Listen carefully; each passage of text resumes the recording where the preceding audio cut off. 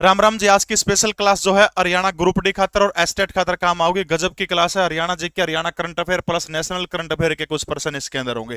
पहला प्रश्न देखिएगा भाई, ये किताब अपने हरियाणा वाणी के नाम से हरियाणा करंट अफेयर की है। पूरे हरियाणा के अंदर मिलेगी 1 साल का करंट अफेयर, योजना, खेल, पुरस्कार और 1000 प्रीवियस ईयर के वन लाइनर क्वेश्चन भी इस किताब के अंदर दिए गए हैं।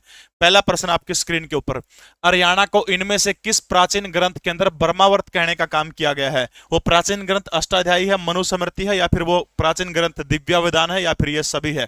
एक ग्रंथ है, अगर आपने नाम सुना हो तो नाम क्या है? वामन पुराण, जिसके अंदर हरियाणा की नदियों का जिक्र है, हरियाणा के वनों का जिक्र है।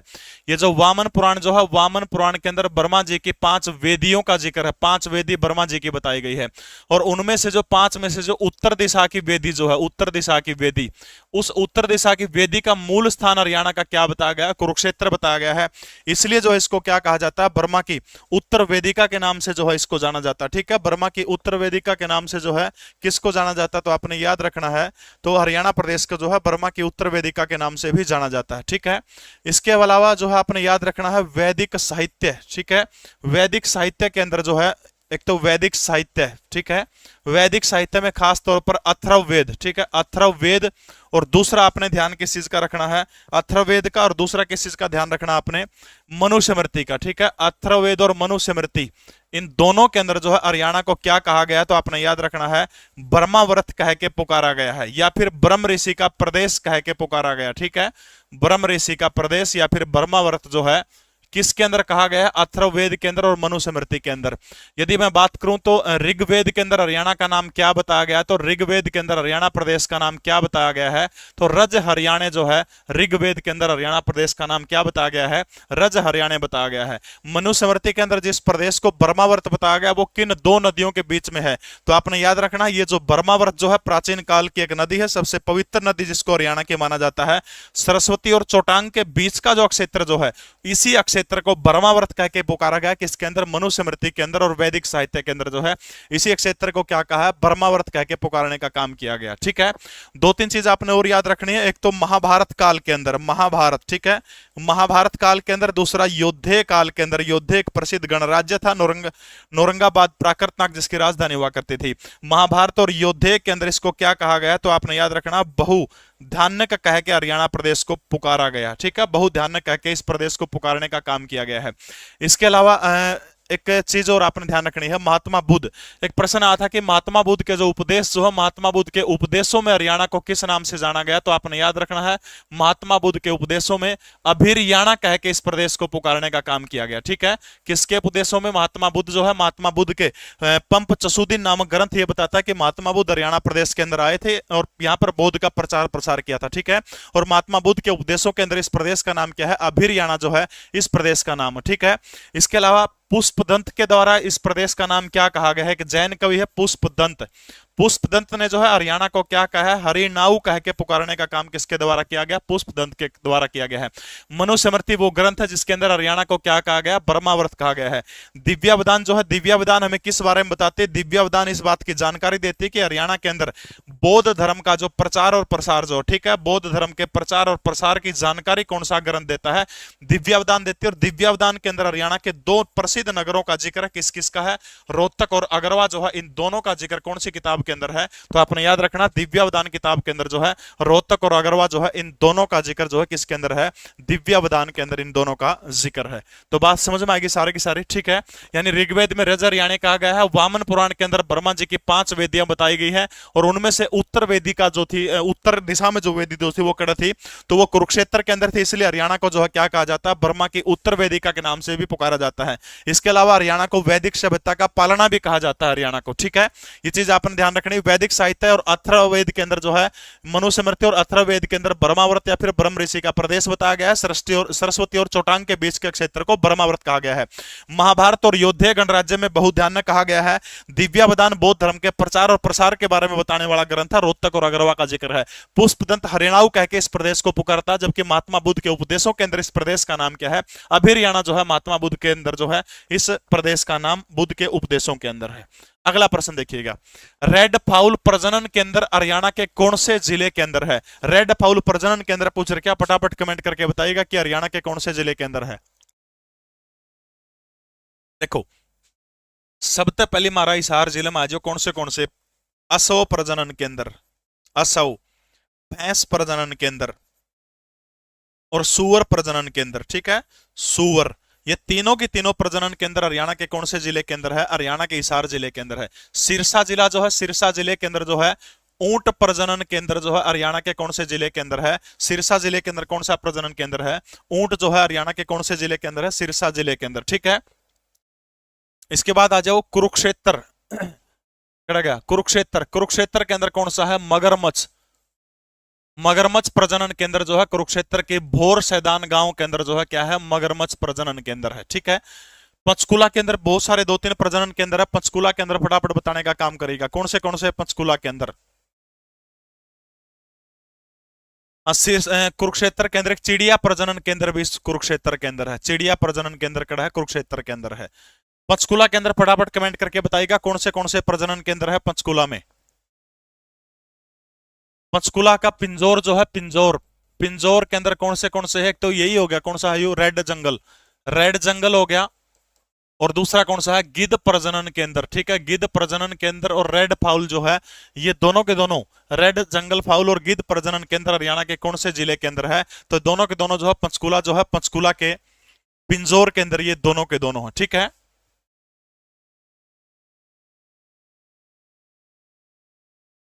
एक मिनट भाई, ये पंचकुला कर लीजिए, चिड़िया को पंचकुला कर लीजिए, कुरुक्षेत्र को सारस कर लीजिए, सारस, सारस, सारस प्रजनन केंद्र कुरुक्षेत्र के अंदर है। सारस और मगरमच्छ दोनों कुरुक्षेत्र के अंदर, ठीक है। चिड़िया, रेड फाउल, गिद्ध प्रजनन ये कहां के हैं? ये पिंजौर के हैं। ऊंट प्रजनन के अंदर हरियाणा के सिरसा जिले के अंदर है। हिसार जिले के अंदर कौन से हैं? हिसार जिले के अंदर जो है भैंस का प्रजनन केंद्र है, सुअर का प्रजनन केंद्र है और तीसरा कौन सा है? असव प्रजनन केंद्र जो है हरियाणा के कौन से जिले के अंदर? हरियाणा के सिरसा जिले के अंदर है। रेवाड़ी जिले के अंदर कौन से है? रेवाड़ी के अंदर, रेवाड़ी, मोर और चिंकारा, ठीक है, मोर और चिंकारा प्रजनन केंद्र, मोर और चिंकारा प्रजनन केंद्र कड़ा है, रेवाड़ी के अंदर है। भिवानी के अंदर फटाफट बताइएगा कौन सा प्रजनन केंद्र है भिवानी के अंदर? बिल्कुल, काला तितर भी रेवाड़ी के अंदर, भिवानी के अंदर, भिवानी।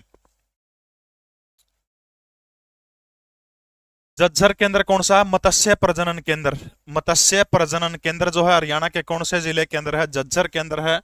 भिवानी जिले का कैरूखंड है, कैरूखंड के अंदर एक प्रजनन केंद्र है। झाबुआ बिल्कुल सही है।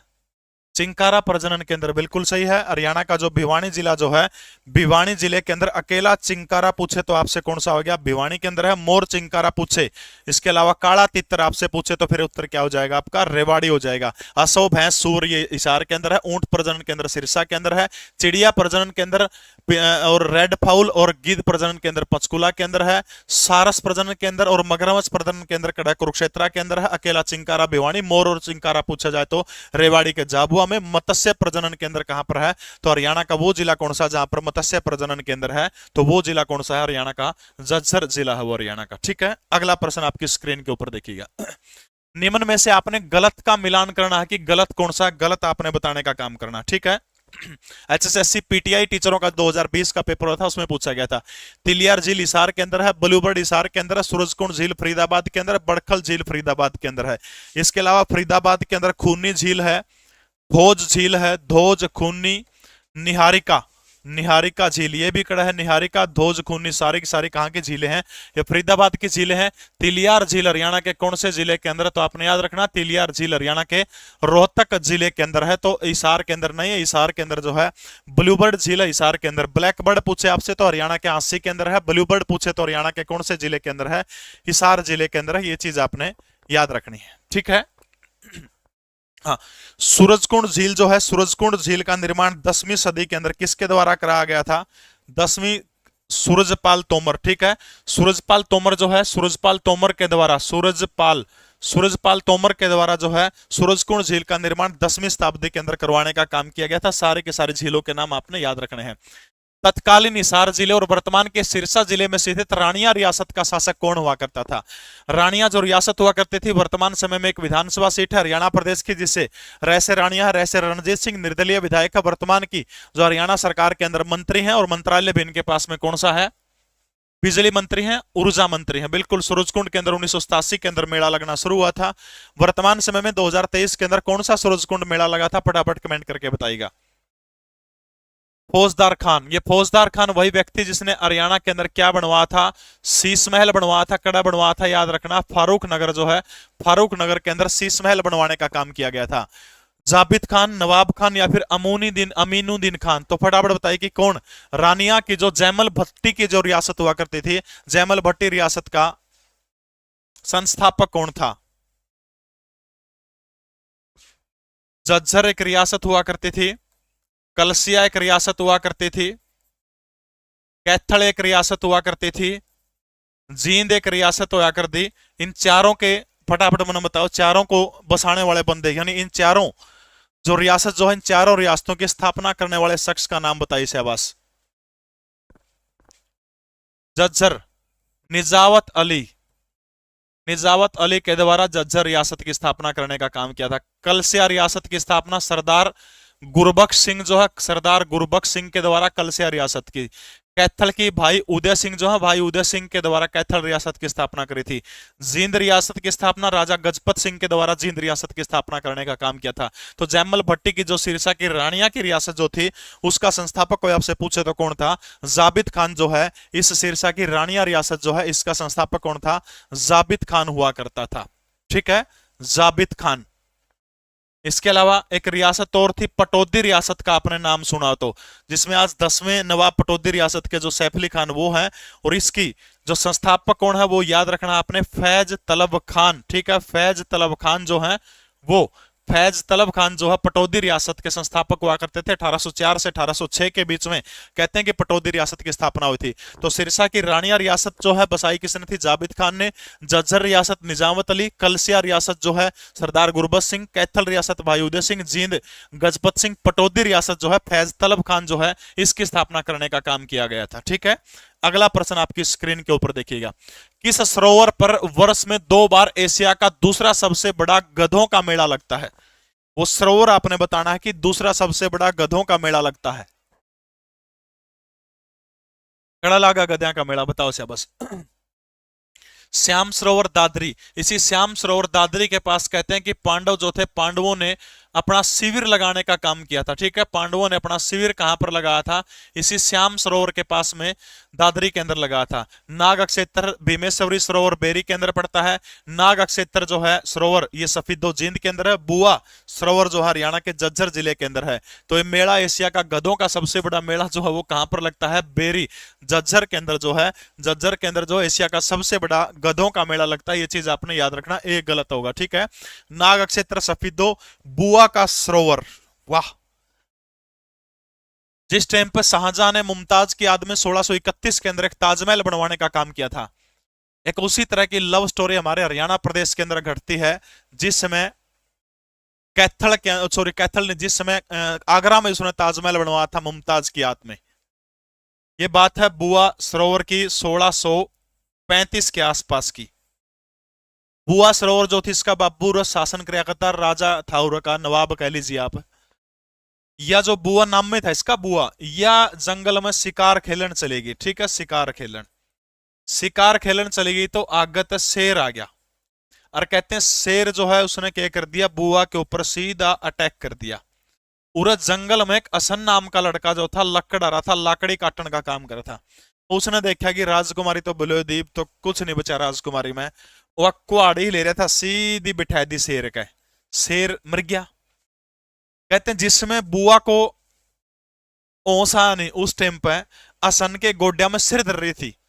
जो हिंदी फिल्मी स्टोरी हो वो सीन हो रहा था नौका नु, सिर दर रही थी तो उठ्या, उठ दे नजरा में नजर मेरी, बोलिया तो कौन है, बोलिया मैं ओए हूं शेर ने जान बचाई है। बोलिया फिर आपने इंस्टा की आईडी बता तेरी, जब तो नहीं बोले आज कोलैब कर लूंगी सामने अपना। बोलिया बस बस मैं भी आए चाहूं था। ये वो लकड़ा रहा, इसका बाबू भाई बता लकड़ा रहा, और इसका बाबू इसका तो कभी मेले को नहीं। इसका बाबू ने सोचा भाई या तो बेटा गड़बड़ होगी कि मैंने कभी इलाज करना पड़ेगा। असन बुला लिया, बोलिया हो बहुत बुलाओ बेटा, बोलिया तेने मेरी छोरी की जान बचा दी। बोले मांग के मांगेगा, बोले मांगू के बुआ दे दे। बोले बुआ तेरी भी बुआ है। अब बोले किम बात नहीं, बुआ का हाथ दे दे। बोला ठीक से बुआ तेरी होली। इब सियाना था इसका बाबू क्या कर बुआ तो इस तक दे दी। और यो सैनिक बना दिया, सैनिक बना के एक युद्ध में गेल दिया और अग्रिम पंक्ति में आगे आगे खड़ा कर दिया। हौसला में लड़न लग रहा अभी नु बेरा अभी आया तीर छाती के में लग गया उड़े डम बोल गया। ये बुआ बेचारी नुक्क की नु रह गई, सोचे इस अच्छा शेरे खाए जाता। तब कहते हैं अपने प्रेमी की याद में इसने जो है बुआ ने एक मकबरा बनवाया था हरियाणा के झज्जर जिले के अंदर, जिसको क्या कहा जाता है, बुआ का मकबरा कहा जाता है। इसी के पास में एक तालाब है जिसको बुआ का सरोवर कहा जाता है। ठीक है, तो ये आपने याद रखना है। गधों का मेला बिमेसवरी जो है, बिमेसवरी के ऊपर क्या लगता है, झज्जर जिले के अंदर क्या लगता है, तो आपने याद रखना है ये मेला लगता है। याद हो जाएगा। गुबंद भी कह सकते हैं आप, बुआ का गुबंद इसको। अगला प्रश्न देखिएगा, हरियाणा के किस कृषि जलवायु क्षेत्र में चावल और गेहूं की खेती की जाती है? फटाफट बताइएगा शाबाश। हरियाणा के कौन से कृषि जलवायु क्षेत्र के अंदर जो है चावल और गेहूं जो है इसकी खेती की जाती है?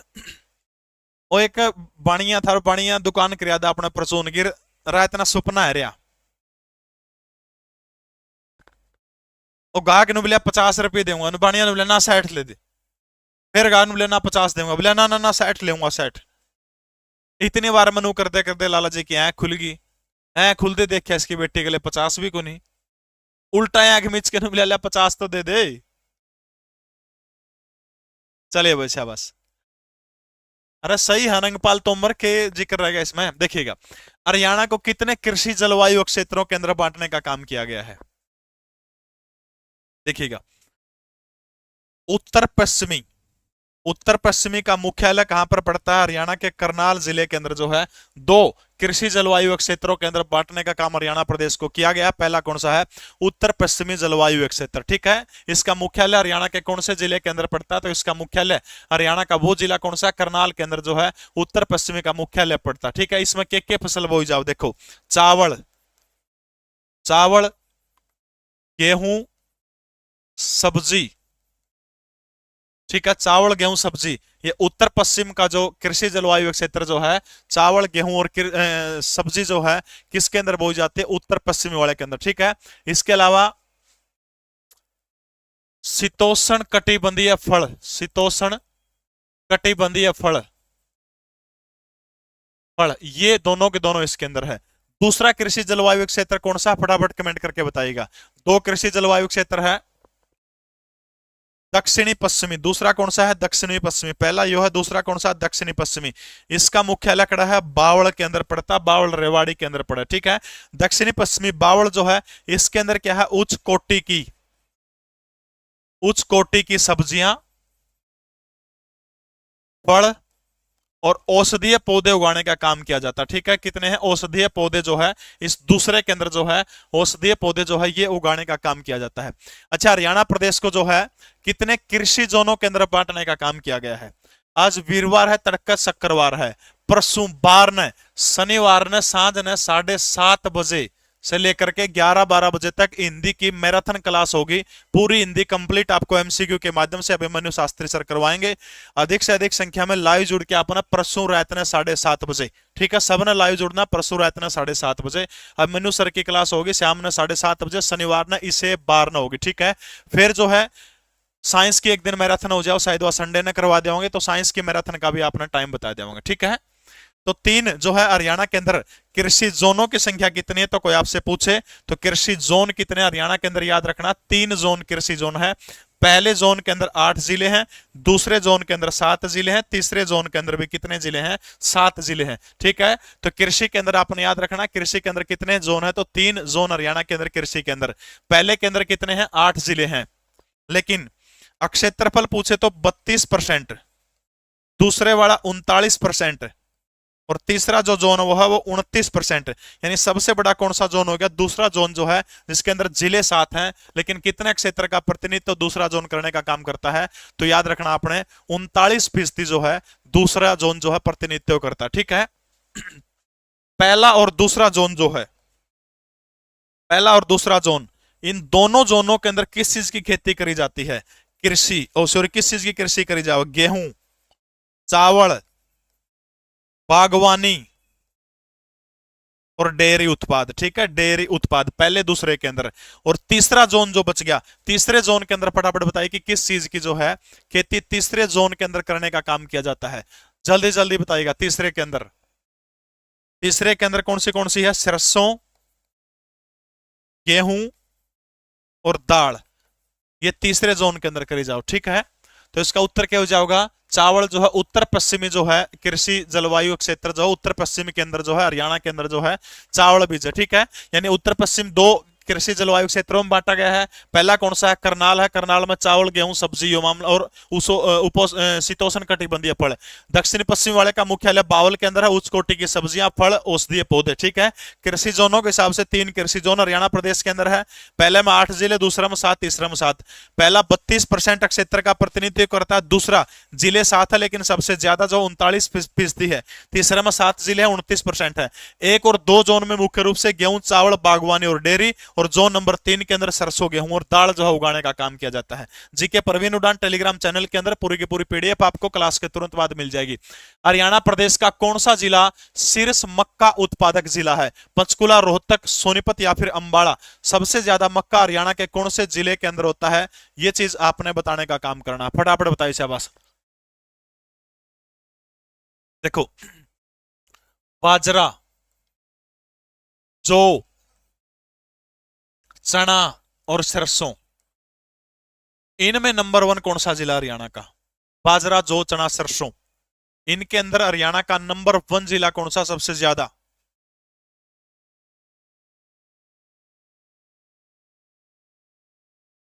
मशरूम,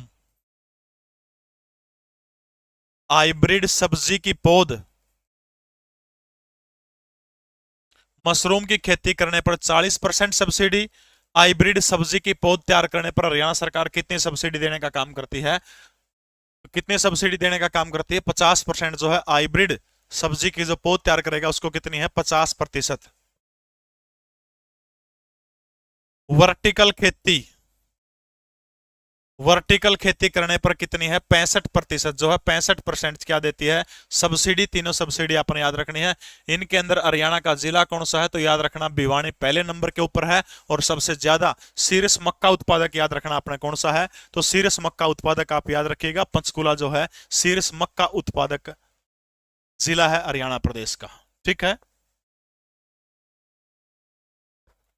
अगला प्रश्न देखिएगा, राष्ट्रीय राजमार्ग नंबर 9 निम्नलिखित में से किन किन शहरों को जोड़ने का काम करता है? हरियाणा का राष्ट्रीय राजमार्ग नंबर 9 जो है किन किन शहरों को जोड़ने का काम करता है? दिल्ली से भिवानी को, दिल्ली से सोनीपत को, और दिल्ली से मुंबई को, दिल्ली से फजीलका को जोड़ने का काम करता है राष्ट्रीय राजमार्ग नंबर 9। देखिएगा शाबाश, 9 का जब जिक्र यहां पर हो रहा है, राष्ट्रीय राजमार्ग नंबर 9 NH9, इसका नाम पहले क्या हुआ करता था? NH10 हुआ करता था, ठीक है। ये NH9 जो है सबसे लंबा हरियाणा का राजमार्ग है, राष्ट्रीय राजमार्ग है, लगभग 286 किलोमीटर जो है इसकी लंबाई है, ठीक है। ये हरियाणा में कहां से कहां तक जाता है? देखो, सिरसा से शुरू हो जाइएगा आप, ठीक है, सिरसा से, यानी सिरसा से शुरू हो जाएगा डब्बावाली से, सिरसा से हिसार गया, ठीक है। हिसार से जो है कहां जाता है? ये हिसार से भिवानी, भिवानी का जो मुंडाल जो क्षेत्र जो है, मुंडाल किसके अंदर आता है? मुंडाल भिवानी के अंदर आता है। इसके बाद मुंडाल के बाद चला जाता है, मुंडाल के बाद आप मैम आओ है, मैम से रोहतक जाओ वहां, और उसके बाद बहादुरगढ़ आओ है, बहादुरगढ़ के बाद दिल्ली चला जाता है। 1 2 3 4 5 6, हरियाणा के कितने जिलों को कवर करता है? 6 जिलों को कवर करता है। समझ में आएगी? कितने जिले? बिल्कुल, डब्बावाली से बहादुरगढ़ तक जाता है, ठीक है। डब्बावाली से हरियाणा में जो है डब्बावाली से बहादुरगढ़ तक जो है, डब्बावाली से बहादुरगढ़ तक जो है ये मार्ग जाओ, समझ में आएगी? डब्बावाली से सिरसा तक चले, हिसार फतेहाबाद आ गया, फतेहाबाद के बाद हिसार, हिसार के बाद जो है मुंडाल आओ है, मुंडाल भिवानी के अंदर पड़ा है, फिर रोहतक चला जाओ मैम होके, उसके बाद जज्जर, बहादुरगढ़, उसके बाद ये दिल्ली चला जाओ है। ये जो मार्ग जो है कितने जिले जाते हैं इसके अंदर? तो आपने याद रखना है हरियाणा के 6 जिले जो है यहां से गुजरने का काम करते हैं। एक और है, अच्छा नु बताओ, हरियाणा के अंदर जो है वो राष्ट्रीय राजमार्ग कौन सा है जो सर्वाधिक 7 जिलों से होकर के गुजरता है? सर्वाधिक 7 जिलों से होकर के गुजरने वाला राष्ट्रीय राजमार्ग कौन सा है? NH44 जिसको पहले 1 और 2 कहा करते, ठीक है। 275 किलोमीटर इसकी लंबाई है। सर्वाधिक हरियाणा के 7 जिलों से होकर के कौन सा गुजरता है? NH44 जो है 7 जिलों से होकर के गुजरता है। 44 44 उड़ता आ जाओ, अमृतसर तक के आ जाओ। कड़कड़ जाओ है अंबाड़ा, अंबाड़ा के बाद कुरुक्षेत्र, करनाल, पानीपत, सोनीपत, फरीदाबाद, पलवल होते हुए इस तरह से निकल जाओ है। 1 2 3 4 5 6 और 7, ये 7 जिले हैं, ठीक है। इन 7 जिलों को जोड़ने का काम कौन सा वो करता है? NH44। जो सर्वाधिक 7, सबसे लंबा पूछ ले तो NH9 हो गया। और सब 6 जिलों से जाओ है, सर्वाधिक लंबा जो है, लंबा कौन सा हो गया? तो आपने याद रखना NH44। पहले इसका नाम 2 था, नेशनल हाईवे 1 और 2 था। उड़ तक 1 था, आगे 2 जाकर था। यानी अमृतसर से उड़ तक चलो आप तो अंबाड़ा, अंबाड़ा के बाद कुरुक्षेत्र, करनाल, पानीपत, सोनीपत, दिल्ली, उसके बाद फरीदाबाद और पलवल होते हुए कड़ा चला जाता, उत्तर प्रदेश के अंदर चला जाता। तो भारत का सबसे बड़ा जो क्या है, सबसे लंबा राष्ट्रीय राजमार्ग कौन सा है? NH44 है। और NH44 आपने याद रखना कितने जिलों से होकर के गुजरता है? तो हरियाणा के सर्वाधिक 7 जिलों से होकर के गुजरता है, ठीक है।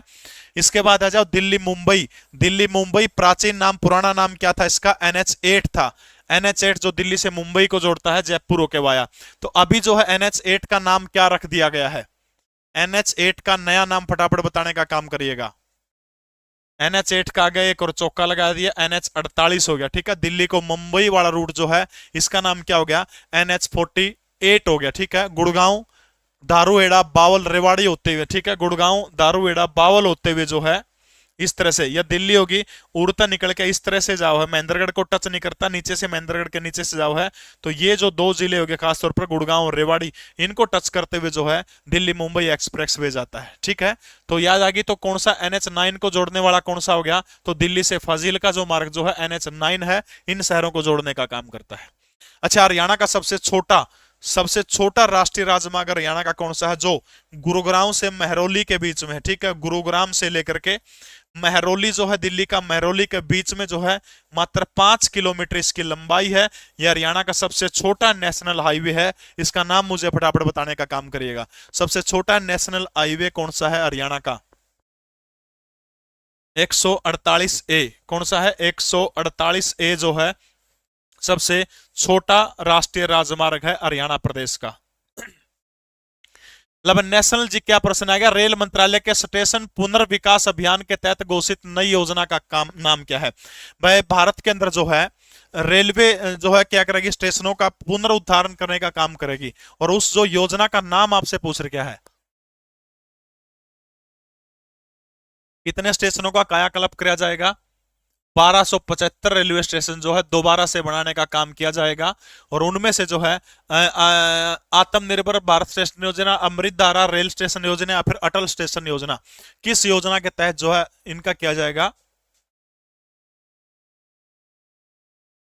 अमृत धारा नहीं है, अमृत भारत आएगा। और ठीक है, अमृत भारत, अमृत भारत स्टेशन योजना, ठीक है। अमृत भारत स्टेशन योजना के तहत जो है भारत के अंदर क्या किया जाएगा? पुनर्निर्माण किया जाएगा अमृत भारत रेलवे स्टेशनों का। 1275 स्टेशन इसके अंदर चुने गए हैं। प्रवासी भारतीय सम्मान पुरस्कार से सम्मानित मोहम्मद इरफान किस देश के राष्ट्रपति हैं? अभी जो है मध्य प्रदेश के इंदौर शहर के अंदर जो है 17वां प्रवासी भारतीय दिवस मनाया गया। 9 जनवरी 1915 को महात्मा गांधी अब्दुल्ला का मुकदमा लड़कर के लौटे थे। इस याद में प्रवासी भारतीय दिवस मनाया जाता है। और ये जो प्रवासी भारतीय दिवस अब की बार मनाया गया इंदौर के अंदर, इसमें चीफ गेस्ट जो थे मोहम्मद इरफान अली थे। वो किस देश के राष्ट्रपति? ये बात पूछ रखी है। इसी के अंदर हरियाणा का प्रतिनिधित्व हरियाणा की एक बेटी है जिसका नाम क्या है? निहारिका के द्वारा जो है प्रवासी भारतीय दिवस 17वें के अंदर जो है इंदौर के अंदर इसी हरियाणा की बेटी के द्वारा जो है क्या किया गया था? हरियाणा प्रदेश का प्रतिनिधित्व करने का काम किया गया था, ठीक है। तो फटाफट बताइए कि ये जो है मोहम्मद इरफान अली किस देश के राष्ट्रपति? तो आपने याद रखना गुयाना के राष्ट्रपति है, ठीक है। गुयाना जो है, गुयाना के राष्ट्रपति कौन है? मोहम्मद इरफान अली जो है गुयाना के राष्ट्रपति हैं। ये चीज आपने याद रखनी है। हरियाणा का प्रतिनिधित्व किसके द्वारा किया गया था? निहारिका के द्वारा प्रतिनिधित्व किया गया था। हरियाणा में किस वर्ष राष्ट्रीय किसान नीति को स्वीकृति प्रदान करने का काम किया गया था? यानी हरियाणा प्रदेश के अंदर जो है राष्ट्रीय किसान नीति जो है इसको स्वीकृति प्रदान 2007, 8, 9, 10 किस साल जो हरियाणा के अंदर राष्ट्रीय किसान नीति जो है इसको घोषित करने का काम किया गया था? फटाफट बताइएगा सहवास। देखो, भारत के अंदर राष्ट्रीय कृषि नीति अटल बिहारी वाजपेयी के समय में बनी थी। राष्ट्रीय कृषि नीति, प्रधानमंत्री ग्राम सड़क योजना, प्रधानमंत्री ग्राम सड़क योजना, राष्ट्रीय कृषि नीति दोनों कब आई थी? साल 2000 के अंदर आई थी, ठीक है। जबकि राष्ट्रीय किसान नीति भारत के अंदर कब आई थी? याद रखना 2007 के अंदर जो है भारत के अंदर क्या आई थी? राष्ट्रीय किसान नीति। अरे 1500 लाइव है और लाइक 600 है, तरीका है नो काम कौन चलो फटाफट लाइक मारो जब तो नहीं। हरियाणा के अंदर बालिका शिशु वर्ष, बालिका शिशु वर्ष जो है हरियाणा के अंदर किस को घोषित किया गया था? तो आपने याद रखना 2006 को, ठीक है। किसान मजदूर वर्ष, किसान मजदूर वर्ष हरियाणा के अंदर प्रथम बार 2009 को और दूसरा बार 2016 को जो है क्या किया गया था? किसान मजदूर वर्ष जो है हरियाणा के अंदर घोषित करने का काम किया गया था। पहली बार 2007 के अंदर, दूसरी बार कब किया गया था? 2009 के अंदर किया गया था, ठीक है। उद्योग व्यापार वर्ष, उद्योग व्यापार वर्ष हरियाणा के अंदर कब घोषित किया गया था? तो याद रखना साल 2013 को उद्योग व्यापार वर्ष घोषित किया गया था। तो राष्ट्रीय किसान नीति को हरियाणा ने जब भी आई है तो 2007 जो है 2007 के अंदर हरियाणा के द्वारा जो है 2007 के अंदर जो है हरियाणा के द्वारा राष्ट्रीय किसान नीति को अपनाने का काम किया गया था, ठीक है। राष्ट्रीय किसान नीति देश में 2007 में आई थी, हरियाणा ने साथ में अपना ली थी। राष्ट्रीय कृषि नीति पूछे तो साल 2000 के अंदर आई थी। प्रधानमंत्री ग्राम सड़क योजना, एक गांव से दूसरे गांव को जो सड़कें जाती है उसका श्रेय अटल बिहारी वाजपेयी को जाता है। हरियाणा के अंदर उद्योग व्यापार वर्ष 2013 के अंदर, बालिका शिशु वर्ष 2006, किसान मजदूर वर्ष 2009 और 2016 को मनाने का काम किया गया था। हरियाणा के किस जिले की मिट्टी बलुई है, लेकिन बलुई होते हुए भी ये मिट्टी क्या है? उपजाऊ है, ये बताने का काम करेगा। गुड़गांव है, सोनीपत है, फरीदाबाद है, पिंजौर है। बलुई मिट्टी है लेकिन वो जो मिट्टी जो है उपजाऊ भी है, उस जिले का नाम आपने बताने का काम करना है, फटाफट बताने का काम करिएगा। सबसे पहले हरियाणा का जिला है गुड़गांव। गुड़गांव के अंदर कौन सी मिट्टी पाई जाती है? तो गुड़गांव के अंदर जो है बलुई दोमट मिट्टी पाई जाती है, ठीक है, बलुई दोमट मिट्टी। फरीदाबाद के अंदर कौन सी मिट्टी पाई जाती है? भारी मिट्टी पाई जाती है, यमुना नदी से लगते हुए खादर का इलाका, ये आपने याद रखना है। पिंजौर के अंदर कौन सी मिट्टी पाई जाती है? चट्टानी या फिर पथरीली मिट्टी जो है पिंजौर के अंदर पाई जाती है, एक बच जाता। सोनीपत जिले की मिट्टी जो है वो क्या है? बलुई मिट्टी है सोनीपत जिले की, लेकिन बलुई होते हुए भी ये मिट्टी क्या है? उपजाऊ मिट्टी है। इसके अंदर खास बात क्या है? सिल्ट है इसके अंदर, ठीक है। तो option B will be right answer. ये किताब है हरियाणा वाणी करंट अफेयर, एक साल का करंट अफेयर दिया गया। हरियाणा के प्रत्येक बुक डिपो के ऊपर आपको उपलब्ध है, नहीं तो लीसो ऐप डाउनलोड करके बुक का ऑप्शन मिलेगा, वहां से इस किताब को आप लोग ऑनलाइन भी खरीद सकते हैं। अब वो वक्त आ गया है जब आपसे एक प्रश्न पूछूंगा और जो प्रश्न का सही उत्तर देगा उसको हरियाणा वाणी की जो है ये किताब, करंट अफेयर की बेहतरीन किताब, आपके घर के ऊपर पहुंचाने का काम कर दिया जाएगा। पूछ लूं? चलो भाई, प्रश्न ये है, देखो भाई, जो जिसका भी उत्तर मन सबसे पहले दिखेगा मैं उसी को सही मानूंगा, बाद में किसी प्रकार के दावे कोई भी स्वीकार नहीं किए जाएंगे, ठीक है। आपने हरियाणा के उस शहर का नाम बताना है, ठीक है। एक शहर का नाम बताना है हरियाणा के, जिले का नाम नहीं चलेगा, शहर का नाम, जहां पर तांबे के सजावटी लैंप बनते हैं। तांबे के सजावटी लैंप हरियाणा के किस जिले के अंदर, किस शहर के अंदर बनते हैं? जिले का नाम नहीं चलेगा, शहर का नाम बताना है, तांबे के सजावटी लैंप। हरियाणा वाणी करंट अफेयर जो है ये किताब आपके घर पहुंचा दी जाएगी, जो बच्चा सही उत्तर देगा। तांबे के सजावटी लैंप, सही उत्तर जिसका मुझे पहले दिखेगा उसी बच्चे का नाम दिया जाएगा। बताइएगा शाबाश। बेहतरीन किताब, एक साल का करंट अफेयर, पूरा का पूरा योजना खेल सारी चीजें इसके अंदर दी गई, साथ में 1000 एमसीक्यू क्वेश्चन दिए गए हैं। इसके अलावा लास्ट के अंदर जो भी योजनाएं हैं उन योजनाओं के एमसीक्यूज क्वेश्चन दिए गए हैं, योजनाएं जो है योजनाओं के भी एमसीक्यूज क्वेश्चन दिए गए, आप देख सकते हैं उसके अंदर, ठीक है। तो वो विनर कौन है? विनर का नाम क्या है? देवेंद्र सैनी, ठीक है। मुझे जो स्क्रीन के ऊपर नजर आया सबसे पहले नाम क्या है? देवेंद्र सैनी। बहुत बहुत बधाई हो। हरियाणा के यमुनानगर का जो जगाधरी शहर जो है तांबे के सजावटी लैंपों के लिए प्रसिद्ध है। हरियाणा के यमुनानगर का जो है जगाधरी शहर आपने याद रखना है। देखिएगा, हिंदी भाषा के लिए वर्ष 2022 का साहित्य अकादमी पुरस्कार किसको मिला है? हिंदी भाषा के लिए जो है वर्ष 2022 का साहित्य अकादमी पुरस्कार का नाम आपने बताना, फटाफट बताएगा शाबाश। मैथिली भाषा के लिए किसको मिला है? उर्दू के लिए किसको मिला है? इंग्लिश के लिए अनुराधा रॉय को मिला है। मैथिली, उर्दू और हिंदी तीनों के नाम बताइए शाबाश। देवेंद्र सैनी ही सही है। चलो भाई, मैथिली और उर्दू के लिए बताइए कि साहित्य अकादमी पुरस्कार मैथिली के लिए।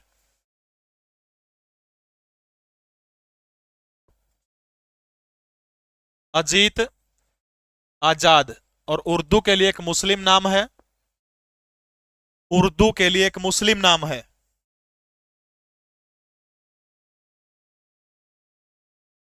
अनीस असफाफ, अनीस असफाफ, ठीक है। और हिंदी भाषा के लिए किसको मिला है? तो बद्री नारायण को हिंदी भाषा के अंदर मिला है, ठीक है, याद हो जाएगा। यानी जो है हिंदी भाषा के लिए 2022 का साहित्य अकादमी बद्री नारायण को, मैथिली के लिए अजीत आजाद को, उर्दू के लिए अनीस असफाफ को, इंग्लिश के लिए किसको मिला? तो आपने याद रखना है अनुराधा रॉय को जो है अंग्रेजी के लिए। सब जगह अवेलेबल है, धारू, एड़ा, तोसाम, हरियाणा के प्रत्येक बुक डिपो के ऊपर, प्रत्येक जिले के अंदर आपको ये किताब मिल जाएगी। नहीं तो 7 तारीख तक, सिर्फ 7 तारीख तक आप लीसो ऐप के ऊपर ऑर्डर कर सकते हो, उसके बाद बंद हो जाएगी 7 तारीख के बाद। प्रधानमंत्री किसान मानधन योजना के तहत 60 साल से ऊपर के किसानों के लिए कितनी न्यूनतम राशि देने का प्रावधान है? बात है साल 2019 की। हरियाणा का भारत का राज्य है, नाम क्या है? झारखंड। झारखंड से साल 2019 के अंदर प्रधानमंत्री किसान मानधन योजना जो है, इसकी शुरुआत करने का काम प्रधानमंत्री नरेंद्र दामोदर दास मोदी के द्वारा किया गया था, ठीक है, सितंबर 2019 के अंदर झारखंड से। तो ये आपने बताना है कि मिनिमम अमाउंट जो है कितने। मनदीप कुमार आपने दिया होगा, मैंने पहले ही बोल दिया था, जो मुझे स्क्रीन पर सबसे पहले दिखेगा भाई उसी का नाम बोला जाएगा। नहीं तो बाद में 20-20, 30-30 मैसेज आ जाओ जी मैंने दिया था, मैंने दिया था, ठीक है, बताएगा शाबाश। तो प्रधानमंत्री किसान मानधन योजना के तहत थोड़े बहुत पैसे जमा करवाने पड़े हैं। एलआईसी इसके लिए धन का जुगाड़ कौन करती है? जो एलआईसी करती है। तो प्रधानमंत्री किसान मानधन योजना के तहत 60 साल के ऊपर के किसान को जो है कितने रुपए जो है पेंशन देने का प्रावधान है? तो याद रखना है मिनिमम 3000 रुपए जो है भारत सरकार देने का काम करेगी। इंडो डच प्रोजेक्ट का अन्य नाम क्या है? फटाफट कमेंट करके बताइएगा शाबाश। इंडो डच प्रोजेक्ट जो है इसका अन्य नाम क्या है? Indo Dutch. हरियाणा कृषि विपणन बोर्ड की स्थापना कब हुई थी? कृषि विपणन बोर्ड, इसका हेडक्वार्टर हरियाणा के पंचकुला के अंदर है। कृषि विपणन बोर्ड की स्थापना इंडो डच जो है ये नीदरलैंड के सहयोग से हरियाणा के अंदर साल 1994 के अंदर आया था। और इसका काम क्या था? मृदा लवणता, मृदा लवणता और भूमि की जो अक्षारियता जो है, खारापन जो है, उसको दूर करने के लिए यह प्रोजेक्ट 1994 के अंदर हरियाणा के अंदर जो है नीदरलैंड के सहयोग से जो है लगा था। इसका नाम क्या है? Haryana operational pilot project, Haryana operational project, Haryana बागवानी प्रोग्राम या फिर हरियाणा कृषि विपणन प्रोग्राम। फटाफट इस प्रोग्राम का नाम बताने का काम करिएगा। हरियाणा बीज विकास निगम की स्थापना कब हुई थी? हरियाणा बीज विकास निगम की स्थापना, हरियाणा बीज विकास निगम। तो हरियाणा बीज विकास निगम की स्थापना साल 1974 के अंदर हरियाणा का पंचकुला के अंदर इसका हेडक्वार्टर है। कृषि विपणन बोर्ड 1 अगस्त 1969 को कृषि विपणन बोर्ड की स्थापना हुई थी। इसका मुख्यालय हरियाणा के पंचकुला जिले के अंदर है। हरियाणा बीज विकास निगम का मुख्यालय पंचकुला के अंदर है। और यह बना कब था? तो आपने याद रखना है 1974 जो है 1974 के अंदर बना था, ठीक है। तो इसका नाम क्या है? हरियाणा ऑपरेशनल पायलट प्रोजेक्ट इस योजना का नाम है, ठीक है। हरियाणा ऑपरेशनल पायलट प्रोजेक्ट इस योजना का नाम 1994 के अंदर, क्योंकि हरियाणा की जो लगभग 33% भूमि जो है वो मृदा जो है वो लवणीय है और उसको दूर करने के लिए भजनलाल सरकार के अंदर नीदरलैंड की सरकार के साथ में एक प्रोजेक्ट लगा था। इसके अलावा अभी जो है एक सरकार, एक देश है ऑस्ट्रेलिया, ऑस्ट्रेलिया के सहयोग से आपने याद रखना है झज्जर जिले के बेरी ब्लॉक के अंदर जो है बेरी के अंदर है मृदा लवणता कार्यक्रम चलाया जा रहा है, वो झज्जर जिले के बेरी के अंदर है। और सहयोगी देश आपने याद रखना कौन सा सहयोगी देश है इसके अंदर? तो वो सहयोगी देश ऑस्ट्रेलिया है। और ये 1994 के अंदर मृदा लवणता अक्षारियता के लिए इंडो डच प्रोग्राम 1994 में, हरियाणा ऑपरेशनल पायलट प्रोजेक्ट इसका नाम था। कृषि विपणन बोर्ड 1969 के अंदर 1 अगस्त को पंचकुला के अंदर, हरियाणा बीज विकास निगम 1974 हरियाणा के पंचकुला के अंदर इसका हेडक्वार्टर है। Wisdom cricketer of the year चुने जाने वाली पहली भारतीय महिला क्रिकेटर कौन बनी है? Wisdom cricketer of the year ये चुनी जाने वाली भारत की पहली महिला खिलाड़ी कौन बनी है? इसके अलावा T20 के अंदर बेस्ट खिलाड़ी कौन बने हैं? T20 के अंदर बेस्ट ये बता दोगे सारा के सारे, क्रिकेट देखते हो। झूलन गोस्वामी, मिताली राज, हरमनप्रीत कौर या फिर पूनम यादव। तो जो है wisdom cricketer of the year चुने जाने वाले नाम बताइएगा। लेकिन T20 के अंदर बेस्ट बल्लेबाज किसको चुना गया, तो आपने याद रखना है सूर्य कुमार यादव को। ठीक है, सूर्य कुमार यादव आपने याद रखना है, बेस्ट T20 खिलाड़ी ऑफ द ईयर चुना गया है। लेकिन जो है wisdom cricketer of the year चुने जाने वाली भारत की पहली महिला क्रिकेटर कौन है, महिला क्रिकेट टीम के कप्तान हरमनप्रीत कौर। कौन है, हरमनप्रीत कौर आपने याद रखना है। Harmanpreet Kaur wisdom cricketer of the year चुने जाने वाली पहली भारतीय महिला क्रिकेट खिलाड़ी है। T20 के अंदर जो है सूर्य कुमार यादव, इनको जो है T20 के अंदर सूर्य कुमार यादव आपने याद रखना बेस्ट खिलाड़ी चुना गया है। हरियाणा के अंदर हरेड़ा जो है वो किससे संबंधित है, एक संस्था है हरेड़ा, कृषि से, अक्षय ऊर्जा से, परिवहन निगम से, सिंचाई परियोजना से। हरेड़ा आप बार बार अखबारों के अंदर पढ़ते हैं। इस हरेड़ा का संबंध हरियाणा के अंदर किससे है, आपने ये बताना है। हरियाणा रिन्यूएबल डेवलपमेंट एजेंसी, हरेड़ा, साल 1997 के अंदर हरेड़ा की स्थापना हुई थी। हरियाणा के पंचकुला जिले के अंदर इसका मुख्यालय है। तो हरेड़ा जो है किससे संबंधित है, अक्षय ऊर्जा जो है, अक्षय ऊर्जा से संबंधित क्या है, तो आपने याद रखना हरेड़ा जो है ये अक्षय ऊर्जा से संबंधित है। ठीक है, एक बार सारे के सारे सेशन को लाइक और शेयर करने का काम कर दीजिएगा। हरियाणा में सर्वाधिक क्षेत्र में मसाले की खेती की जाती है। नू पूछा कि हरियाणा में सबसे ज्यादा किस मसाले की खेती करने का काम हरियाणा प्रदेश के अंदर किया जाता है, ये चीज आपने बतानी, फटाफट बताइएगा शाबाश। किस मसाले की खेती हरियाणा में सबसे ज्यादा की जाती है। जो भी बच्चे अपने तैयारी परखना चाहते हैं, Haryana group D 15 practice set की बेहतरीन किताब पूरे हरियाणा प्रदेश के अंदर आपको मिल जाएगी। 7 तारीख तक आप लीसो पर भी इसको ऑर्डर कर सकते हैं। बताइएगा शाबाश भाई। हाँ, विश्व कप शुरू हो गया, चलो। तो सर्वाधिक किस क्षेत्र, किसकी खेती करी जाती है हरियाणा के अंदर, बहुत बढ़िया। अमन, विकास, अमर, सभी के उत्तर बिल्कुल सही है, बहुत बढ़िया भाई। हल्दी हरियाणा में सबसे ज्यादा खड़ा हुआ है YNR यमुनानगर के अंदर। मिर्च भी सबसे ज्यादा यमुनानगर के अंदर वो है। लहसुन सर्वाधिक हरियाणा के अंदर किस जिले में हो, करनाल के अंदर। धनिया शायद गुड़गांव में हो, मैं कंफर्म नहीं हूं। ठीक है, तो लहसुन की सबसे ज्यादा खेती जो है किस मसाले के हरियाणा के अंदर की गई है, तो आपने याद रखना लहसुन, हल्दी नहीं आएगा, लहसुन आएगा। क्योंकि अभी जो आर्थिक सर्वेक्षण रिपोर्ट 2022-23 जो है उसके अकॉर्डिंग आपने देखना कि लहसुन सबसे ज्यादा बोया गया क्षेत्र है। यमुनानगर के अंदर हल्दी का प्लांट भी है। हल्दी सबसे ज्यादा यमुनानगर, मिर्च सबसे ज्यादा यमुनानगर, लहसुन सबसे ज्यादा करनाल, धनिया सबसे ज्यादा, मैं श्योर नहीं हूं बट मुझे लगता है कि गुड़गांव होना चाहिए, कंफर्म नहीं हूं। ठीक है, एक बार चेक कर लेना। इसके अलावा भाई एक फूल है हरियाणा के अंदर, गुलाब का फूल। गुलाब का फूल आपने याद रखना सबसे ज्यादा कड़ा हुआ है। देखो गुलाब का फूल किसे छोरिन देगा, क्या होगा, लड़ाई मच सकी।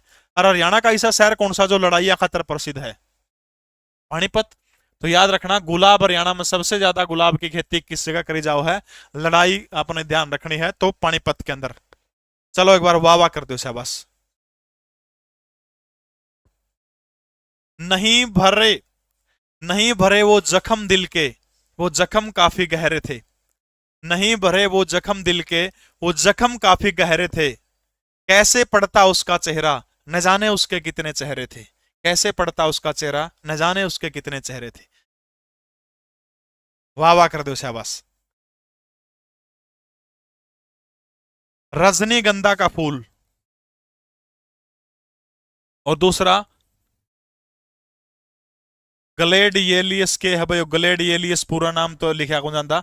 ये दोनों फूल हरियाणा के अंदर खड़ा है, तो फरीदाबाद के अंदर ग्लेडियलियस और रजनीगंधा जो है, इन दोनों फूलों की खेती हरियाणा के अंदर कहां पर सबसे ज्यादा करी जाती है, तो आपने याद रखना वो जगह कौन सी है, फरीदाबाद। ठीक है, अगला प्रश्न आपकी स्क्रीन के ऊपर देखिएगा। हरियाणा में नवनिर्मित ESIC मेडिकल कॉलेज और अस्पताल कहां पर है। HSSC IIT इंस्ट्रक्टर 2020 के अंदर पूछा गया प्रश्न है। सोनीपत के अंदर आपने याद रखना। हरियाणा के अंदर जो है पर्यटन विद्यालय, हरियाणा का पहला पर्यटन विश्वविद्यालय है, यूनिवर्सिटी है। ठीक है, इसके अलावा वर्ल्ड यूनिवर्सिटी ऑफ डिजाइन, ठीक है, वर्ल्ड यूनिवर्सिटी ऑफ डिजाइन जो है वो कहां पर है, तो याद रखना है वो सोनीपत के अंदर ही है। अंबाला के अंदर 2009 के अंदर हरियाणा की पहली प्राइवेट यूनिवर्सिटी खुली थी, नाम क्या है, महर्षि मार्कंडेश्वर यूनिवर्सिटी, ठीक है। रोहतक के अंदर महर्षि दयानंद विश्वविद्यालय है। तो फटाफट बताएगा ये कहां पर है, तो याद रखना फरीदाबाद, ठीक है। हरियाणा का फरीदाबाद, जो फरीदाबाद के अंदर ESIC मेडिकल कॉलेज और अस्पताल जो है कहां पर बना, फरीदाबाद के अंदर। अभी फरीदाबाद के अंदर प्रधानमंत्री नरेंद्र मोदी के द्वारा एक उद्घाटन किया गया है अमृतामयी नंद अस्पताल का, और इसी अमृतामयी नंद अस्पताल के अंदर जो है G20 स्वास्थ्य शिखर सम्मेलन जो है, इसकी अध्यक्षता जो है अमृतानंद हॉस्पिटल के अंदर ये कार्यक्रम आयोजन करने का काम किया गया था। हरियाणा प्रदेश में लोकायुक्त पोर्टल किस वर्ष लॉन्च करने का काम किया गया था, जो HSSC के अंदर कमांडो जो थे, कमांडो में पूछा गया प्रश्न है, फटाफट बताने का काम करिएगा कि लोकायुक्त पोर्टल हरियाणा में किस वर्ष लॉन्च किया गया था, 2020, 2019, 2022 या फिर इनमें से कोई नहीं। लोकायुक्त पोर्टल हरियाणा के अंदर किस वर्ष लॉन्च करने का काम किया गया था, तो वो साल कौन सी है, 2019। और इसी 2019 को हरियाणा सरकार के द्वारा जो है युवा रोजगार वर्ष के रूप में मनाने का काम किया था, ठीक है। युवा रोजगार वर्ष के रूप में 2019 को मनाने का काम किया गया था, और इसी साल जो है लोकायुक्त पोर्टल हरियाणा के अंदर लॉन्च करने का काम किया गया था। लगभग जमा टॉप का प्रश्न आएगा, कैथल में शेख तैयब का मकबरा किस वास्तुकला के ऊपर आधारित है। भाई PDF जीके परवीन उड़ान टेलीग्राम चैनल के अंदर दे दूंगा। शेख तैयब का मकबरा किस वास्तुकला के ऊपर आधारित है, ITI इंस्ट्रक्टर 25/12/2021 को पूछा गया है। फारसी, राजपूत, मुगल चित्रकारी या फिर पश्तून। देखिएगा राजपूत, हरियाणा के अंदर राजपूत कला की एक बात याद रखनी, राजपूतों के आपको महल मिलेंगे हरियाणा के अंदर, राजपूतों के हरियाणा के अंदर किले मिलेंगे, इसके अलावा राजपूतों के हरियाणा के अंदर राजपूत वास्तुकला के अंदर मंदिर मिलेंगे।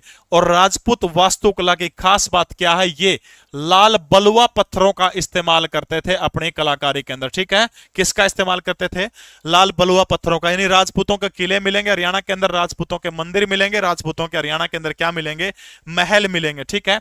एक मकबरा है हरियाणा के अंदर सोनीपत के अंदर, खिजर खान का मकबरा। खिजर खान का मकबरा जो है हरियाणा के अंदर सोनीपत के अंदर ये मकबरा है, सोनीपत के अंदर, ठीक है, सोनीपत। आपने बताना किस शैली के अंदर, तो आपने याद रखना ये पठान शैली के अंदर बना हुआ मकबरा, ठीक है। मध्यकालीन इतिहास का पहला शासक जो युद्ध के मैदान के अंदर मारा गया था उसका नाम क्या है, इब्राहिम लोधी। और जो इब्राहिम लोधी जो है, इब्राहिम लोधी का मकबरा सभी को पता है कहां पर है, हरियाणा के पानीपत के अंदर इब्राहिम लोधी का मकबरा है। और किस शैली के अंदर बना हुआ, तो आपने याद रखना है इंडो इस्लामिक शैली जो है, इंडो इस्लामिक शैली के ऊपर इब्राहिम लोधी का मकबरा कौन सी शैली के अंदर है, इंडो इस्लामिक शैली के अंदर जो है इब्राहिम लोधी का मकबरा बना है, ठीक है। एक और इमारत है, नाम क्या है, जल महल।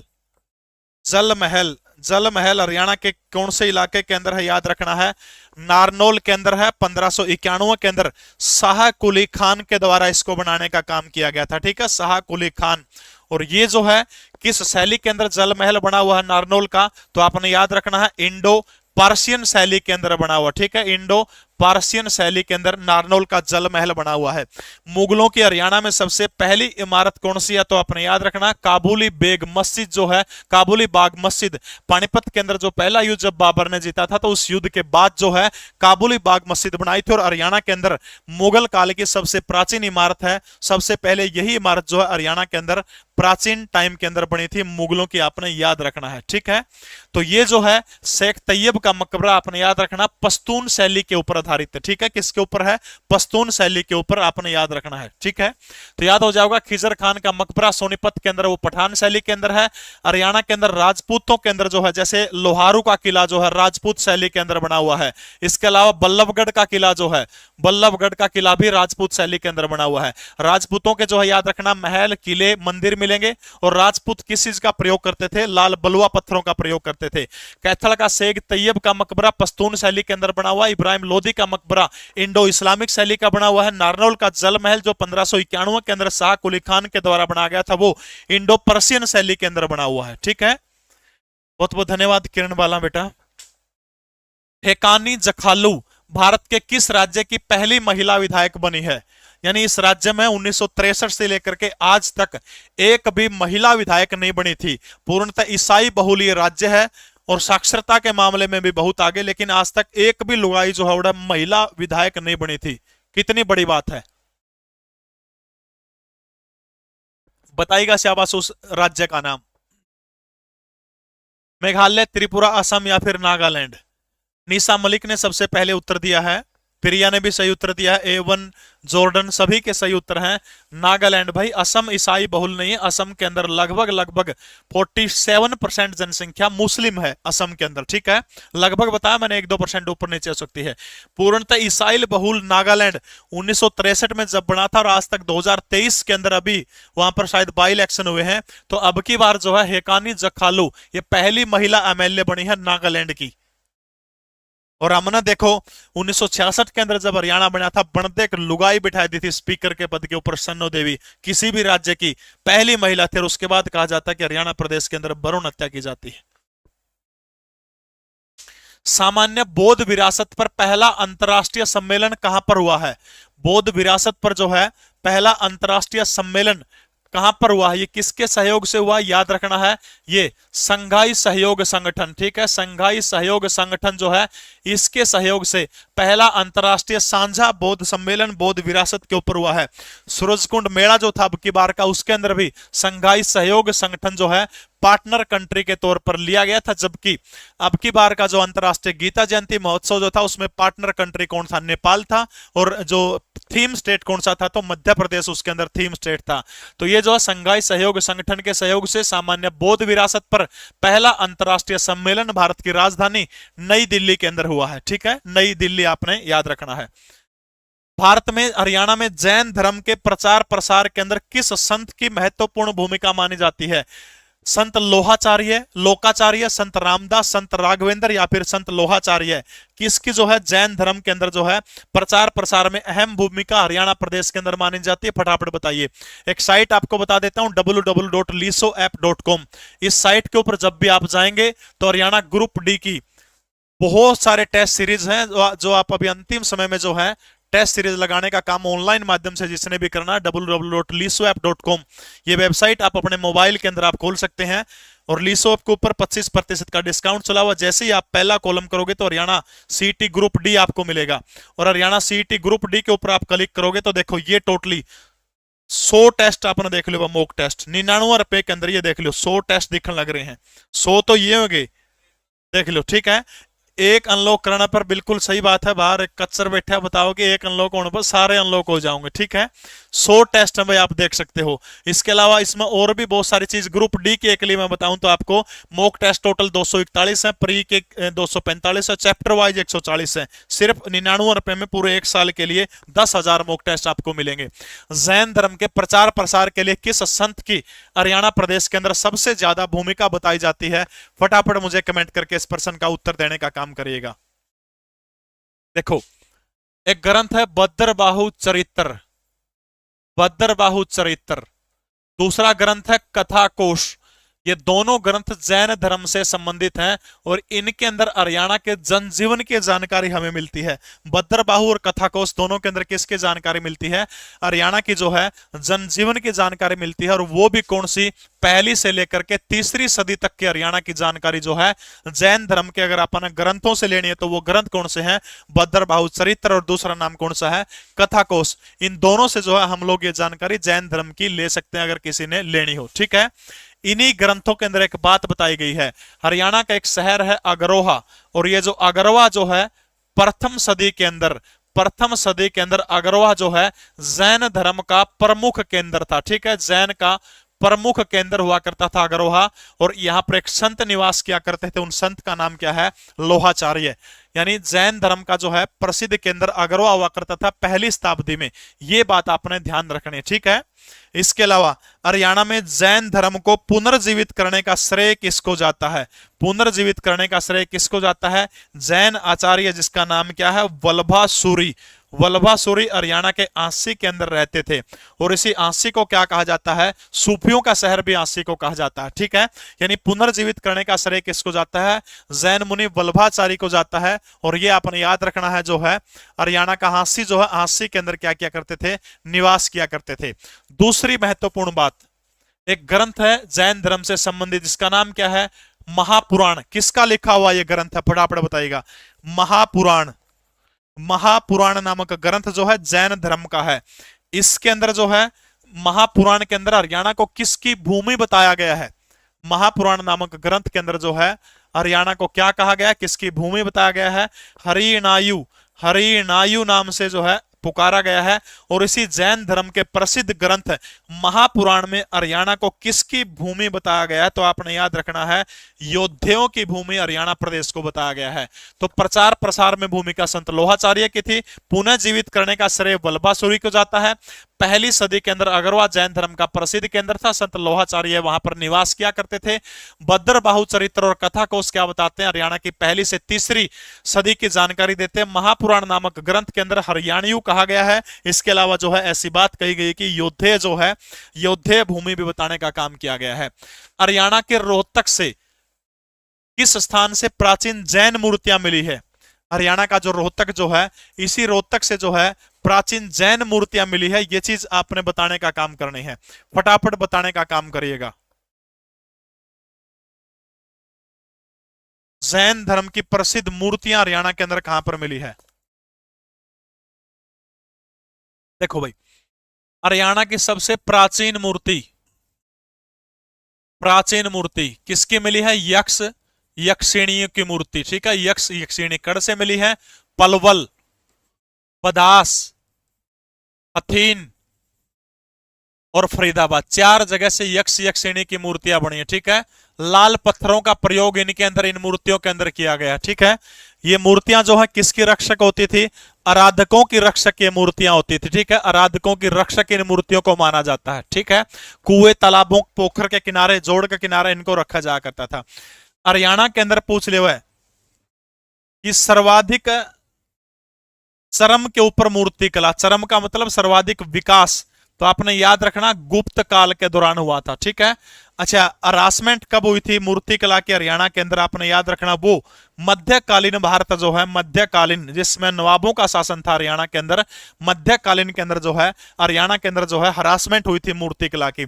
हरियाणा की मूर्ति कला के ऊपर सबसे ज्यादा प्रभाव मथुरा कला शैली का है। इसके बाद गांधार कला शैली का नंबर 2 के ऊपर प्रभाव है। और तीसरे नंबर पर हरियाणा की मूर्तियों के ऊपर जो है किस कला शैली का प्रभाव है? तो द्राविड़ कला शैली का हरियाणा के अंदर मूर्तियों के ऊपर जो है तीसरी जो है, ठीक है, द्राविड़ कला शैली का प्रभाव है।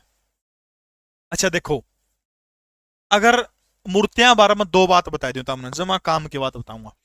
अगर नो पूछा नहीं आ रहा, हरियाणा के अंदर सुंग कालीन मूर्ति, पुष्यभूति सुंग कालीन जो मूर्ति जो है, ये हरियाणा में एक के जगह आसपास मिलेगी। आपने याद रखना, सुध, यमुनानगर का सुध के आसपास जो है पुष्य सुंग कालीन मूर्तियां मिलेंगी। अगर आपसे पेपर में पूछे कि हरियाणा में कुषाण कालीन मूर्तियां, कुषाण की मूर्ति लगभग 99.99% हरियाणा का रोहतक के आसपास जो है कुषाणों की मूर्तियां कड़म मिलेगी। लगभग 99.99% आपका उत्तर है कि कुषाणों की मूर्तियां कड़म मिलेगी और रोहतक के आसपास मिलेंगी। ये चीज आपने याद रखनी है। ठीक है, अलबरौनी एक इतिहासकार है, वो क्या कहता है कि थानेश्वर के अंदर किस प्रकार की मूर्तियां पाई जाती है? अलबरौनी कहता है कि पीतल की मूर्तियां जो है थानेश्वर के अंदर पाई जाती थी। ठीक है, पीतल की मूर्तियां। तो ये जो है खोखरा कोट जो है सिंधु घाटी सभ्यता का दक्षखेड़ा हरियाणा में दूसरा सबसे बड़ा स्थल है राखीगढ़ी के बाद। खोखरा कोट के अंदर जो है प्राचीन जैन की मूर्ति मिली है। एक माँ है, वो एक बेटे को गोद के अंदर ली हुई है। और प्राचीन ऐतिहासिक साक्ष्यों से हमें एक बात की जानकारी मिलती है कि 7वीं सदी के अंदर जैन धर्म का प्रमुख केंद्र हरियाणा के अंदर कौन सा जिला हुआ करता था? रोहतक जो है हरियाणा के अंदर 7वीं सदी के अंदर जैन धर्म का प्रमुख केंद्र हुआ करता था। ठीक है, तो खोखरा कोट से प्राचीन जैन मूर्तियां, गोदी में एक छोरा ले रही है, बालक ले रही है, वो मिला है। ठीक है, पलवल प्राचीन मूर्ति पलवल, बदास, अथीन से मिली। यक्ष यक्षिणी की मूर्तियां मिली है, लाल पत्थर से बनी होती थी, राधिकों की रक्षक। चरम में थी गुप्त काल में। हरासमेंट कब हुआ? मध्यकालीन में। मथुरा का सबसे ज्यादा प्रभाव, फिर गांधार का, फिर द्राविड़ कला शैली का।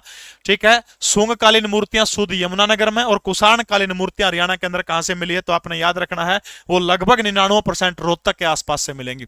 महात्मा बुद्ध के समय हरियाणा में किस स्थान के ऊपर 5 बौद्ध विहार हुआ करते थे? ठीक है, महात्मा बुद्ध के समय में हरियाणा के कौन से स्थान के ऊपर जो है 5 बौद्ध विहार हुआ करते थे? रोहतक, कलानौर, सूद या फिर टोपरा के अंदर? फटाफट बताइएगा शाबाश, किस स्थानों पर 5 बौद्ध विहार हुआ करते थे? पंप चसूदीन नामक ग्रंथ क्या बताता है कि महात्मा बुद्ध जो थे बौद्ध का प्रचार करने के लिए महात्मा बुद्ध हरियाणा आए थे। मांझी मणिकाय ग्रंथ क्या बताता है? हरियाणा की राजनीतिक जीवन की जानकारी देता है। दिव्यावदान नामक बौद्ध ग्रंथ किस चीज की जानकारी देता है? हरियाणा के अंदर बौद्ध धर्म के प्रचार और प्रसार की जानकारी करता है। ठीक है, प्रचार और प्रसार की जानकारी जो है कौन सा बताता है? ये दिव्यावदान नामक ग्रंथ बताता। ठीक है, विनय पिटक सूतक है, स्त्रियां का एक ग्रंथ है भाई, विनय पिटक है शायद, हाँ विनय पिटक। विनय पिटक नामक बौद्ध ग्रंथ ये बताता है कि बौद्ध धर्म का प्रसिद्ध वैद्य जीवक जो था उसका जन्म हरियाणा के रोहतक जिले के अंदर हुआ था। ये बात विनय पिटक नामक बौद्ध ग्रंथ हमें बताने का काम करता है। ठीक है, क्या गलत हो गया सोनिया यादव? ये जो है महात्मा बुद्ध के समय यमुनानगर का सूद जो है, यमुनानगर के सूद के अंदर ऐसी मान्यता है कि 5, ठीक है, 5 बौद्ध विहार हुआ करते। पंप चसुद्दीन हरियाणा में महात्मा बुद्ध आए थे। मांझी मणिकाय से हरियाणा के राजनीतिक जीवन की जानकारी। दिव्यावदान बौद्ध धर्म के प्रचार प्रसार रोहतक और अगरवा का जिक्र मिलता है। विनय पिटक नामक ग्रंथ के अंदर जो है वैद्य जीवक के बारे में बताया गया है और वो जो है रोहतक का रहने वाला था। ठीक है, हाल ही में स्वीकृत हरियाणा ऑर्बिटल रेल कॉरिडोर किसके बीच में चलेगी? ऑर्बिटल रेल कॉरिडोर 14 फरवरी 1873 को हरियाणा प्रदेश की पहली ट्रेन जो थी दिल्ली से रेवाड़ी के बीच में पहली व्यवसायिक मीटर गेज ट्रेन थी। पहली नैरो गेज ट्रेन कालका शिमला मार्ग के ऊपर 1903 के अंदर चली थी। ठीक है, सीएनजी ट्रेन जो है रोहतक से रेवाड़ी के बीच में चली थी। बताइएगा शाबाश। ये जो है पलवल और सोनीपत को जोड़ने का काम करेगी ऑर्बिटल रेल कॉरिडोर जो है। ऑर्बिटल रेल कॉरिडोर जो है लगभग 21 किलोमीटर की इसकी लंबाई होगी। किसको जोड़ने का काम करेगी? ये पलवल और सोनीपत को जोड़ने का काम करेगी।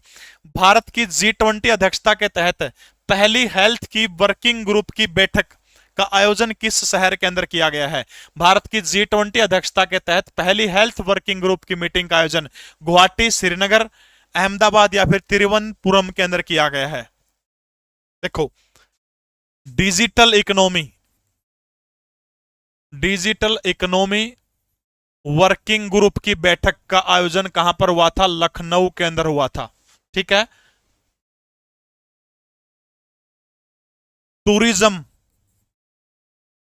टूरिज्म वर्किंग ग्रुप की बैठक का आयोजन श्रीनगर के अंदर हुआ था, टूरिज्म वाली का। ठीक है,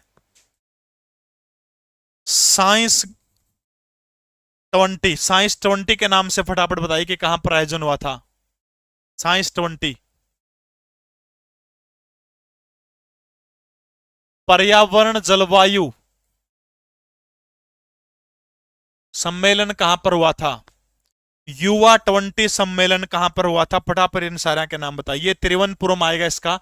पहली हेल्थ वर्किंग ग्रुप की बैठक जो थी वो तिरुवनंतपुरम के अंदर हुई थी। ठीक है, फटाफट बताइए। टूरिज्म पर्यावरण की कहां पर हुई थी? याद रखना, चेन्नई के अंदर हुई थी। ठीक है, टूरिज्म की श्रीनगर के अंदर। साइंस की कोयम्बटूर तमिलनाडु। और युवा 20 सम्मेलन वाराणसी, भारत की सांस्कृतिक राजधानी जो है वाराणसी के अंदर जो है युवा 20 सम्मेलन वाराणसी के अंदर। बहुत सारी मीटिंग है, मैन लिखवा दी आपको। धातु की नक्काशी हरियाणा के किस जिले की प्रसिद्ध हस्तशिल्प कला है? धातु की नक्काशी हरियाणा के किस जिले की प्रसिद्ध हस्तशिल्प कला है? देखो, टोकरी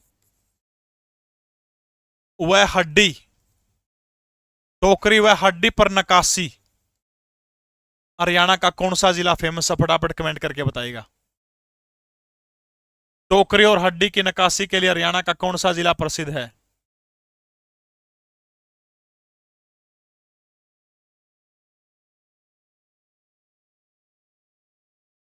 धातु की नक्काशी, चंदन की नक्काशी, इसके लिए हरियाणा का कौन सा जिला है? झज्जर जिले का। और वो स्थान कौन सा? झज्जर जिले का बहादुरगढ़। ठीक है, संघी हस्त शिल्प कला ये हरियाणा के कौन से जिले की फेमस है? संघी हस्तशिल्प कला जो है ये हरियाणा के कौन से जिले की फेमस है? संघी हस्तशिल्प कला हरियाणा के जींद और कैथल जिले की जो है ये दोनों के दोनों फेमस है। टोकरी और हड्डियों पर नक्काशी ये कौन से जिले की है? फरीदाबाद जिले की। ठीक है, फरीदाबाद जिले की। सर्वाधिक प्लास्टिक उत्पाद हरियाणा के किस जिले के अंदर बनाए जाते हैं? सर्वाधिक प्लास्टिक उत्पाद सर्वाधिक प्लास्टिक उत्पाद हरियाणा के इसी जिले के अंदर बनाए जाते हैं, उत्तर होगा फरीदाबाद। फरीदाबाद के अंदर हरियाणा सरकार किसका निर्माण कर रही है? टॉय सिटी का निर्माण हरियाणा के फरीदाबाद के अंदर हरियाणा सरकार के द्वारा टॉय सिटी जो है, टॉय सिटी का निर्माण कहां पर किया जा रहा है? फरीदाबाद के अंदर। अच्छा, हस्त कढ़ाई, हाथ की जो कढ़ाई है वो हरियाणा के किस जिले की फेमस है? हस्त की कढ़ाई, हस्त की कढ़ाई के लिए हरियाणा का जिला कौन सा फेमस है? तो उत्तर होगा आपका यमुनानगर। ठीक है, तो धातु की नक्काशी, चंदन की नक्काशी के लिए झज्जर जिला है। ठीक है, टोकरी और अड्डी पर नक्काशी के लिए फरीदाबाद है। मुगल पेंटिंग के लिए आपका उत्तर पूछे तो फिर रोहतक हो जाएगा। ठीक है, टॉय सिटी कहां विकसित करेगी? फरीदाबाद के अंदर करेगी। सर्वाधिक प्लास्टिक का उत्पादन हरियाणा के अंदर, प्लास्टिक की चीजों का उत्पादन कहां पर होता है? फरीदाबाद के अंदर। संघी हस्तशिल्प कला जो है जींद और कैथल के अंदर है। हस्त कढ़ाई, हाथ की कढ़ाई जो है याद रखना वो हरियाणा के यमुनानगर के अंदर है। हरियाणा की सर्वाधिक बोली जाने वाली बोली कौन सी है? बागड़ी, बांगरू, अहिरवाटी या फिर खड़ी बोली? सबसे ज्यादा कौन सी बोली हरियाणा के अंदर बोली जाती है? कल की क्लास के अंदर मैंने हरियाणा के अंदर 6 बोलियों का जिक्र किया था। 6 बोली है हरियाणा के अंदर।